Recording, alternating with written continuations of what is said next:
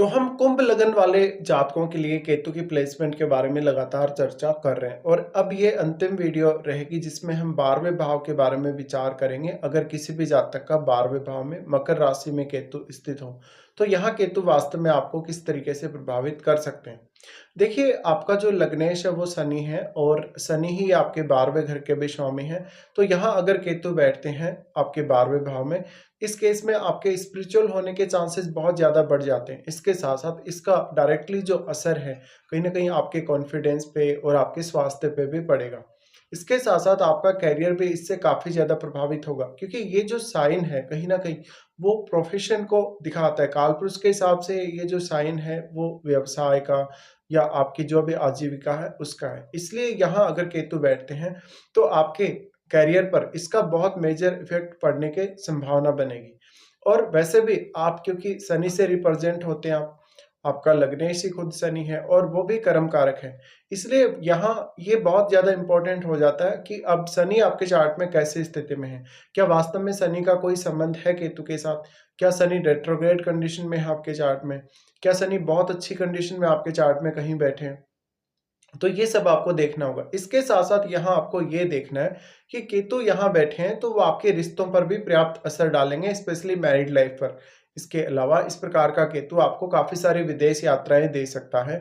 Mostly आप अपने आप को बहुत ज़्यादा अकेला फ़ील करेंगे अगर शनि लगन में बैठे हों या फिर शनि अगर किसी भी तरीके से लगन से संबंध बना रहे हों या 12th हाउस में बैठे हों, उस केस में भी ऐसा होगा। यहाँ केतु के साथ जो भी प्लैनेट होगा, आपको उस प्लैनेट को देखना होगा। अगर कोई भी प्लैनेट राहु या केतु इन दोनों ही ग्रहों के साथ अगर रेट्रोग्रेड कंडीशन में बैठे हो, जो भी ग्रह राहु और केतु दोनों के ही साथ रेट्रोग्रेड स्थिति में बैठे हुए होते हैं, उन ग्रहों पर राहु और केतु दोनों ही अपना बहुत स्ट्रॉन्ग प्रभाव डाल सकते हैं। लेकिन फिर आपको यहाँ पर डिग्री वाइज डिफरेंस भी चेक करना होगा। राहु और केतु दोनों ही ग्रहों के साथ जो भी ग्रह सामान्य स्थिति में होंगे, तो उन ग्रहों का संबंध फिर आपको भाव के स्वामी के साथ और जो राशि है, जो साइन है, उसके साथ देखना होगा। लेकिन क्योंकि हम केतु के बारे में बात कर रहे हैं, अगर केतु के साथ यहाँ कोई भी प्लैनेट बैठा हुआ होगा, तो उस भाव को देखिएगा जिन भावों के वो ग्रह स्वामी बनते हैं। और जिन भावों के भी वो स्वामी हैं, उन भावों के साथ डील करना आपके लिए आसान नहीं होगा।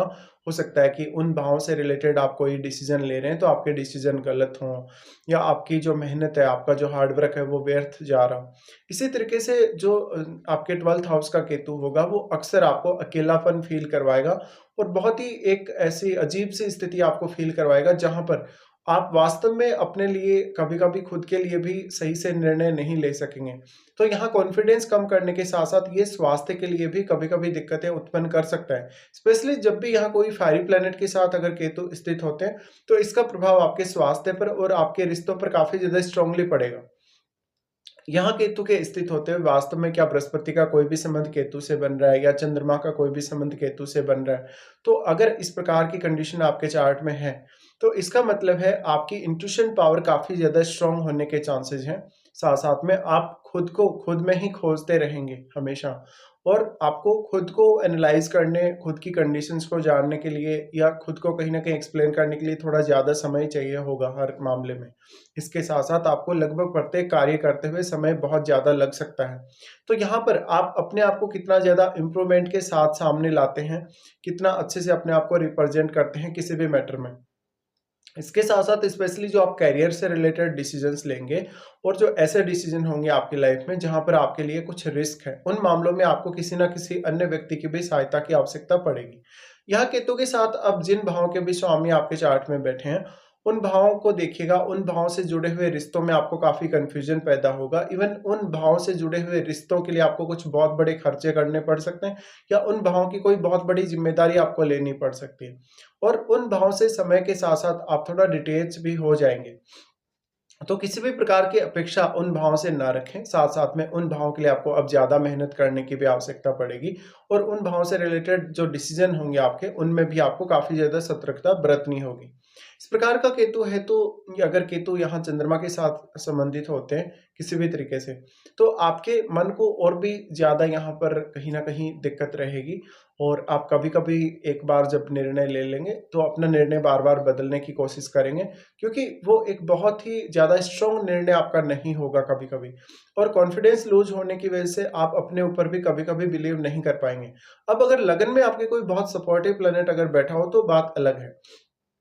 अब आपको ये भी देखना होगा कि यहाँ केतु के साथ अगर कोई भी प्लैनेट अगर शुभ ग्रह है और अगर वो बैठा है, तो शुभ ग्रह के केस में आपको ये देखना होगा कि शुभ ग्रह के प्रभाव में काफ़ी कमी आएगी। तो जो शुभ ग्रह है उसकी शुभता में कमी आएगी यहाँ पर। साथ में आपका जो जो जिन भावों को भी वो ग्रह रिप्रेज़ेंट कर रहा है, कहीं न कहीं जिन भावों का भी वो ग्रह स्वामी है, उन भावों से संबंधित आपको कुछ बहुत बड़े लॉस हो सकते हैं। कुछ ऐसे डिसीज़न्स आपके हो सकते हैं जिसकी वजह से आपको वो नुकसान हुए हों। इस प्रकार का केतु है तो केतु के साथ अगर कोई भी रेट्रोग्रेड प्लैनेट अगर स्थित होगा, तो केतु उस पर अपना काफ़ी स्ट्रॉन्ग प्रभाव डाल पाएँगे और क्योंकि वो प्लैनेट आपके इधर 11th हाउस की तरफ ही मूव होगा। 11th हाउस की तरफ मूव होने से उसका जो प्रभाव है उस प्लैनेट का, वो आपके आर्थिक स्थिति पे, आपके नेटवर्क पे काफ़ी ज़्यादा पड़ेगा। तो आपको आपके नेटवर्क पे भी बहुत ज़्यादा ध्यान देने की आवश्यकता है। साथ-साथ में आपकी जो एक्सपेक्टेशन है, क्योंकि वो भी आपके 11th हाउस से ही जुड़ी हुई है। तो आपके 11th हाउस का जो मामला है बहुत ज़्यादा आपके लिए कहीं न कहीं सीरियस होगा और अगर यहाँ केतु भी बहुत ज़्यादा क्लोज़ हुए आपके 11th हाउस के, तो आपको 11th हाउस पर केतु का भी पूर्ण रूप से प्रभाव देखने को मिल सकता है।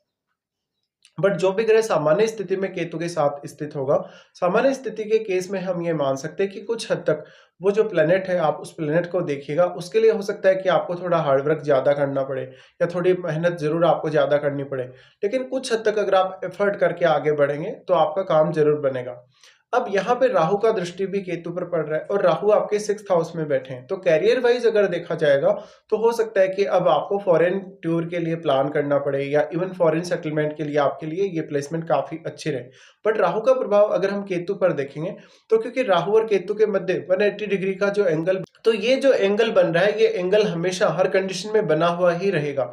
अब जितना मोमेंट यहाँ राहु का होगा, उतना ही मोमेंट केतु का भी होगा। तो आपको ये समझने की आवश्यकता है। अब लेकिन जो राहु के साथ आपके 6th हाउस में जो प्लैनेट बैठा है, क्योंकि राहु की वजह से वो प्लैनेट काफ़ी ज़्यादा मल्टीप्लाई हुआ है और उसकी जो क्षमताएँ हैं, उसके जो गुण हैं, वो भी काफ़ी मल्टीप्लाई हुए हैं। तो उस प्लैनेट का जो प्रभाव है केतु पर और केतु के साथ बैठे हुए ग्रह पर, वो काफ़ी ज़्यादा स्ट्रांगली आपको देखने को मिलेगा।